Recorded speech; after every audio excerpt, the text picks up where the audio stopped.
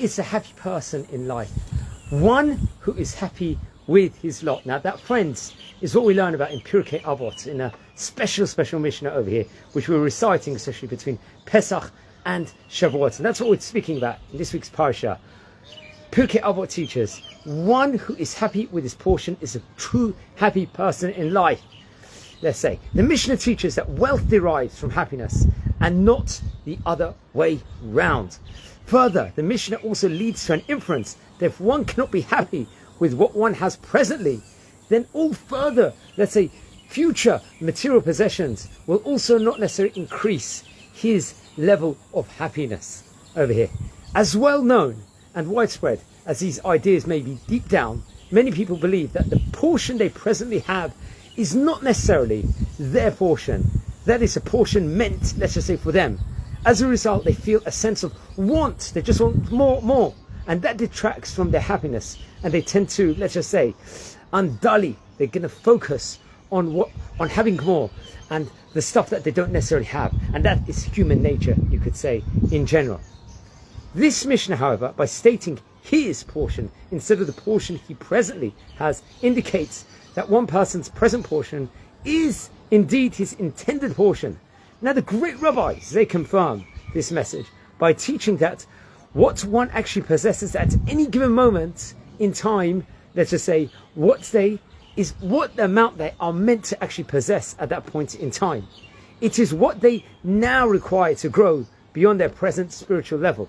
Now if one grows, the tools they require for growth will also increase according to the need, let's say over here. It was whatever spiritual growth we want, it's going to be provided for us, whatever is needed, like for the quota of that. Likewise, let's say if one spiritually regresses, they might require a reduction of physical assets to stimulate the spiritual growth also. This idea is alluded in this week's Parashat Pinchas, as we see over here. When, let's just say, it came to a time period to divide the land of Eretz Yisrael, as we learn about in this week's parasha, up among, let's say, the many families and tribes. It was done by the way of a hagrala, a lottery, as we learn about. It was divided up in this lottery format. It was shaped and formed and instructed from Hashem inside the Torah. The many families and tribes, it was done by this lottery. Now, normally, for most people, a lottery, let's just say, implies, let's say, randomness and chance. However, as the Talmud explains, and we've spoken about this in our Daf Yomi series, I believe, not so long ago, in previous pages, in previous tractates that we alluded on, and we also should see Rashi on this. The lottery used to divide the land was miraculous. Each, let's just say, lot, literally, verbalizing what piece of land was going to whom over here. There was no mistaking the divine providence in the decision or the division of Eretz Yisrael, the land of Israel, and therefore, let's just say, an army had to accept God's decision, a family had to accept God's decision. Everything was from God's decision, but it was divine providence in this specific format. We may not necessarily receive, let's just say, what we need by way of lottery these days. Obviously, we're going to a national lottery and playing and giving money, whichever country we're in. We might not necessarily win. That doesn't necessarily have divine providence. Certainly not ones that can talk and confirm God's role in our daily sustenance. However, the message is still the same. We have to be happy with our portion because it is our, let's just say, portion over here. That's what Hashem has given us inside this world. That's what's right for us, for our spiritual growth over here. That's the thing that we need. It doesn't mean that you can't want more. Obviously, one can want more. But is that spiritually going to be our good? But it does mean that one cannot go through life feeling that you received the short end of the stick. Always we should think in life, what we've got is our spiritual quota in order for us to grow, in order to be happy for what we have in life. Now, one cannot be ignorant and say, oh, I'm not going to do anything because God's done it. No, hishtadlut is always important. But if you've done your hishtadlut at the end of the day, you've done your effort in all the undertakings that you've done, whatever the results will be over here is what is meant to be right spiritually for us. And we shouldn't look at it, all the physicalities in life, that we want this, we want this. And if we've got the physicalities in life and all the gashmiut, let's just say with it, use it for spiritualness. Use it to make the best out of yourselves. Don't use it to show off to others or to make other people feel bad.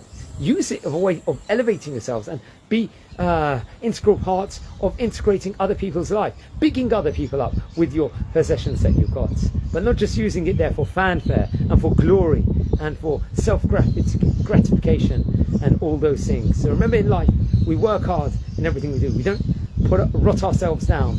We don't always look at what we don't have. We have to look at what we do have in our life, because we've got so much out there. We've got so much potentials in everything we've got. Yes, we must grow more, but we've got to remember that what is the underlining cause. So many people forget that we're here until 120 years. Some people think we're here, we're immortal, we're going to be here forever. Let's have everything in life. Let's work hard for this, that. But it could finish within even the blink of an eye. This world can be. And many of us in Israel, we lived just through the war in Iran. We didn't know ballistic missiles were actually coming onto Israel. And many people might have contemplated, we don't know what's going to happen next week, next day, next few hours. People didn't think what's going to happen. What if we're not in a shelter? What if all these things, it's in a blink of an eye. So let's use the most, let's look at what we've got in life, make the most of it, and do the best, and not beat ourselves down at the same time, but use everything to our good. I heard this from, used parts of this Devar Torah, from an excellent Devar Torah, from a Rabbi Jager from the United Kingdom. I wish you all a Shabbat Shalom, and let's have one with meaningful, and let's hope that we just want our growth, spiritual growth, and that's how Hashem is going to give us our extra physical needs. Have a great day, guys, and Shabbat Shalom.